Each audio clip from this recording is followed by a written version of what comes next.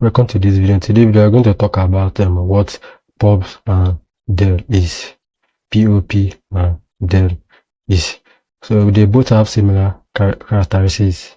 You can tend to use anyone you feel like. So what does pop do? Pop removes a particular element using an index. Like remember I said index start from 0. So if I say pop index 0 or pop 0, so this shoe is bygone. I say pop 1, this pencil is bygone. I say pop toothpaste, so pop 2, this guy is bygone. So how do we do that? Okay, let me say shopping bag dot pop. Remember I said it start from the 0. Let's want to remove this shoe of a guy. Don't like it. I say 0.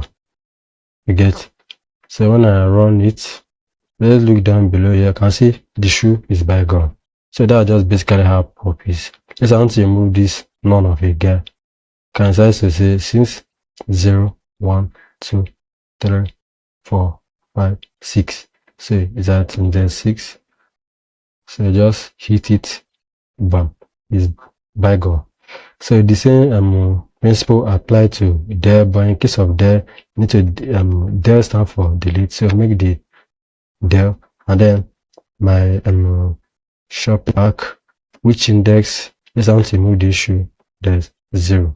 Can see, you can just say there shopping back, want to move this guy, want to zoom out this guy. So when I run it, this shoe is gone, it's not here. Ah, come on. But if I don't put it there here and then run the script, you can see the shoe is still right here. So that's there and pop. That's one of the characteristics of del and pop. They work in similar ways. So I think this video will have to end there due to some technical issues. So I'll be happy to see the next video. Thank you for watching and make sure to subscribe.